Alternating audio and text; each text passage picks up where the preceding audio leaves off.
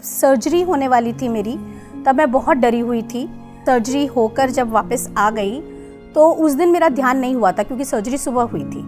रात को पता नहीं 1:30 पौने 2 बजे के आसपास मुझे ऐसा लगा कि जैसे शायद मैं आंखें बंद करके आधा घंटा या 15 मिनट ध्यान में चली गई और मुझे लगा कि जैसे मेरा संकल्प टूटा नहीं।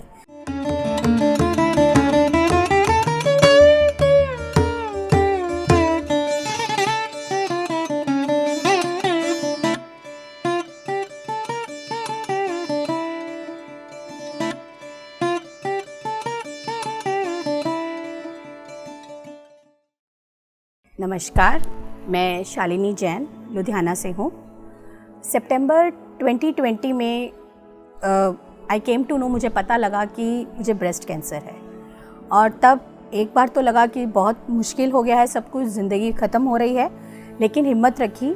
उसी समय कॉमन फ्रेंड ने रचना दीदी का नाम बताया एंड जो PSSM से जुड़ी हुई हैं फ्रॉम नॉर्थ इंडिया, उनके साथ मैं जुड़ी और धीरे धीरे मैंने ध्यान लगाना शुरू किया।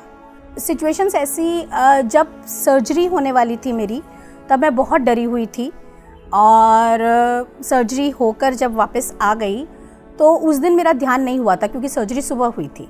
बट मेरे मन में कहीं ना कहीं था कि आज मैं ध्यान नहीं कर पाई।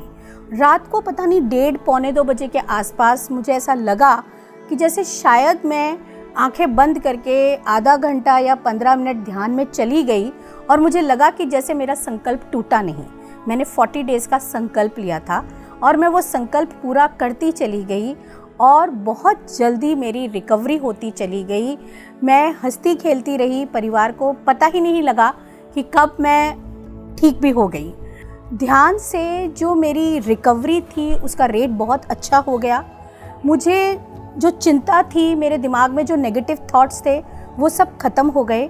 और सबसे इम्पॉर्टेंट, जब रचना दीदी ने एक बार बताया कि हमारा एक सोल प्लान होता है, मैं उनसे बात करती रहती थी, उस दिन मुझे ये एक्सेप्टेंस हो गई कि ये मैंने खुद ही अपने लिए प्लान किया था, ये मेरी आत्मा की अपनी प्लानिंग थी हीलिंग के लिए। और जब आपको एक्सेप्टेंस हो जाती है, आप सरेंडर कर देते हो, तो सारी मुश्किलें बहुत आसान हो जाती हैं। आज मैं बिल्कुल ठीक हूँ। अप्रैल में मेरा ट्रीटमेंट पूरा कंप्लीट हो चुका है। मैंने बहुत सारे ट्रांसफॉर्मेशंस देखे हैं। सबसे बड़ी बात, मैं अब किसी को जज नहीं करती। सेकेंडली, मेरे मन में सबके लिए बहुत बहुत प्रेम भाव उमड़ता है। कुछ भी देखती हूँ उसमें मुझे ऐसा लगता है जैसे यूनिवर्स, डिवाइन वहीं पर है। बहुत प्रेम पूर्वक रहती हूँ। गुस्सा बहुत ही कम आता है। किसी के बारे में कोई निंदा, द्वेष, वो सब बातें करनी बंद कर दी है। और ये एक भाव आ गया है कि आज से मैं सिर्फ एक निरोगी जीवन और आनंदित जीवन जीना चाहती हूँ। तो ध्यान जगत में मैं और आगे जाना चाहती हूँ। मैं उसका प्रचार प्रसार करने के अंदर उसका संकल्प ले रही हूँ ताकि लोगों को आगे बता सकूँ कि इसके द्वारा कितना कुछ तुम्हारी ज़िंदगी में बदलता है।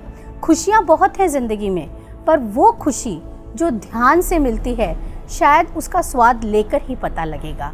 अदरवाइज़ आपको कभी पता ही नहीं चलेगा किसी का सुनकर भी।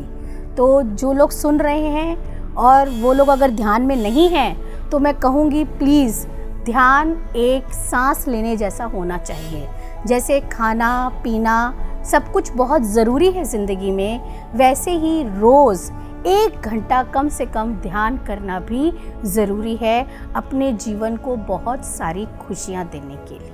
एंड शायद ये ध्यान का ही असर था कि I am a working women, मैं काम करती हूँ, तो मैं पढ़ाती हूँ, आई एम टीचर। तो मैं उस समय के दौरान भी मुझ में शायद ध्यान ने इतनी शक्ति दे दी थी कि मैं कॉन्टिन्यूसली लगातार अपनी क्लासेस लेती रही। और कई बार ध्यान करने से मेरे अंदर ऊर्जा इतनी ज़्यादा हो जाती थी कि मेरी बॉडी पूरी गर्म हो जाती थी और ऐसा लगता था कि वो ऊर्जा संभल नहीं रही है। लेकिन धीरे धीरे मेरे शरीर को वो ऊर्जा ने रिकवरी और हीलिंग स्टार्ट कर दी और मेरी बहुत सारी हीलिंग हुई। मतलब धीरे धीरे मुझे फील होने लग गया मेरी बॉडी के अंदर कि हाँ, ब्लॉकेजेस ख़त्म हो रहे हैं। उसके बाद मैंने JTTP 13 भी किया है। ठीक है, रचना जी के साथ मैं लगातार से जुड़ी हुई हूँ और उनका हमारा रोज़ का एक सेशन होता है, दोपहर का सत्र, उसको रोज़ अटेंड कर रही हूँ और आगे बढ़ने की पूरी इच्छा मन में रखती हूँ। बेसिकली कैंसर एक नाम ही ऐसा है जो बहुत ज़्यादा आई थिंक डरावना है और इसके बारे में सुनकर पूरी फैमिली बहुत घबरा जाती है। पहली बात तो कैंसर से अगर जीतना है तो पहले खुद से लड़ाई लड़नी पड़ती है, पहले खुद से सोचना पड़ता है कि मैं बिल्कुल ठीक हूँ, और वो बहुत मुश्किल है। मेडिटेशन और ध्यान उसमें बहुत ज़्यादा आपकी मदद करता है। वो धीरे धीरे आपके अंदर वो कॉन्फिडेंस लेकर आता है कि आप हमेशा के लिए बिल्कुल ठीक हो जाओगे, और वो कॉन्फिडेंस जो है वो आपकी रिकवरी बहुत अच्छी करता है। कई लेडीज़ की ब्रेस्ट कैंसर में ब्रेस्ट रिमूव भी होती है। मैं भी बहुत हेजिटेट कर रही थी इस बात को, लेकिन आपको धीरे धीरे ये एक्सेप्टेंस आ जाती है कि इट इज़ जस्ट एक बॉडी पार्ट है। अगर वो बॉडी पार्ट आपकी हीलिंग में कहीं रुकावट बन रहा है तो इट्स बेटर कि आप उसको रिमूव करवाएं। तो जितने भी लोग हैं, अगर वो इस दौर से गुजर रहे हैं, तो आई वुड से कि आप ध्यान ज़रूर करिए। जब आपकी कीमोथेरेपी हो रही है, जब आपकी रेडिएशंस हो रही हैं, उस समय पर आपको उस सब चीज़ों से लड़ने के लिए ध्यान बहुत मदद करता है। आपको गुस्सा आना कम हो जाता है, तो जो लोग आपका ध्यान रख रहे हैं वो भी आपका अच्छी तरह से ध्यान रख पाते हैं। ये भी एक बहुत इम्पॉर्टेंट फैक्टर है, वरना आप इरिटेट रहोगे, आप बात बात पर खिंचने लगोगे।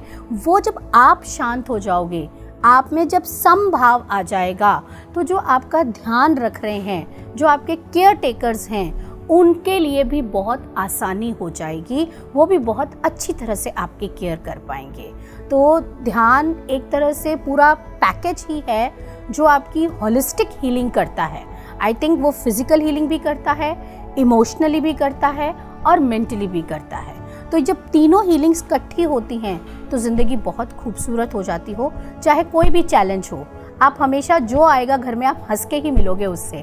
आपको कभी लगेगा नहीं कि आपको आपकी बीमारी पर रोना है। आपको लगेगा कि ये एक बीमारी कुछ लेसन सिखाने आई है और मैं वो लेसन उससे सीखूं। बस यही मन में भाव आएंगे आपके। धन्यवाद।